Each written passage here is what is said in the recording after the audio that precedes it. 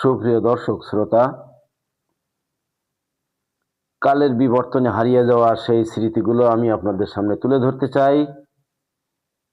যেমন 1980-র দশকে আমাদের গ্রামে গঞ্জে বাড়ির উঠানে কিছু কিচ্ছা কাহিনী, আপনার সারি ভাটিয়ালি, পল্লীগীতি, বাউল সঙ্গীত এবং সোনাভানের পুঁথি,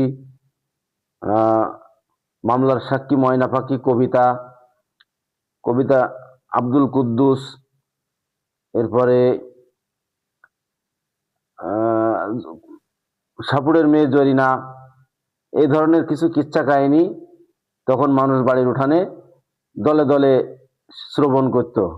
একজন পাঠক তিনি এই জারি গাইতেন এবং বাড়ির উঠানে বিভিন্ন ধরনের বয়সের মানুষ তারা বাড়ির উঠানে বসে বসে সারা রাত এই সোনাভানের পুঁথি, তারপরে বিভিন্ন ধরনের কবিতা শুনতেন।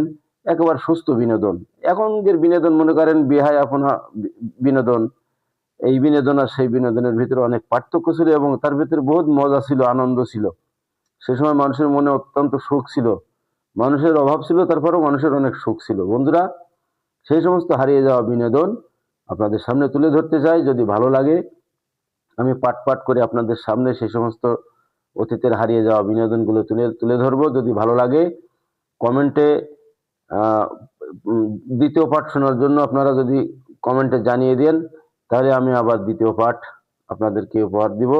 আর এই বিনোদন ভালো লাগলে লাইক এবং শেয়ার করবেন এবং সকলকে দেখার সুযোগ করে দিবেন।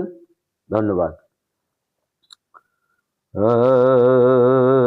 বলি ভাই রে ভাই, বলে যাই আজব এক ঘটনা। আরে সাপ খেলা সাপুড়ের কন্যা, নামেতে জরিনা, জরিনার বয়স 16। জরিনার বয়স 16, হাতে ছিল প্লাস্টিকের চুড়ি, গলায় ছিল পুঁথির মালা, পরনে জাম শাড়ি, বরণ কাঁচা সোনা, বরণ কাঁচা সোনা, হাত দুখানা লাল টিকার ডগা, ভোরুতে বিজলি মাখা চাউনি স্বপ্ন আঁকা, ঠোঁটে মধুমাখা, ঠোঁটে মধুমাখা, আঁকা বাঁকা পথ ধরিয়া চলে। আরে দেখতে ভালো, গঠন ভালো, যে দেখে সে ভোলে, হাসিতে জগৎ মাতায়, হাসিতে জগৎ মাতায়। সুন্দর গায়ে সবুজ ব্লাউজ আছে, ভোমর কাজল আউলা কেশ, পিছনে দুলতেছে যেমন মধুর চাক, যেমন মধুর চাক। দেখতে অবাক মনির মন হরে, সারাটা দিন সাপ খেলাইয়া সন্ধে আসে ফিরে, তাদের ডিঙ্গি নাই, তাদের ডিঙ্গি নাই। সেদিন হয় পূর্ণিমা রজনী, খাওয়া দাওয়া যন্ত্রে তামাক সাজে বিনোদিনী, দিল দাদির হাতে, দিল দাদির হাতে, মন খুশিতে দাদি তামাক খাই।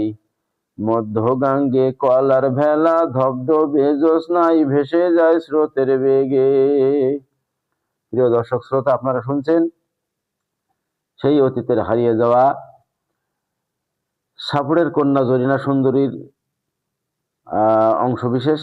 আজকে এই পর্যন্তই। আগামী পাঠ দেখার জন্য কমেন্টে জানিয়ে দিবেন। ভালো লাগলে লাইক এবং শেয়ার করবেন। সকলকে ধন্যবাদ। আসসালামু আলাইকুম ওয়া রাহমাতুল্লাহি ওয়া বারাকাতুহু।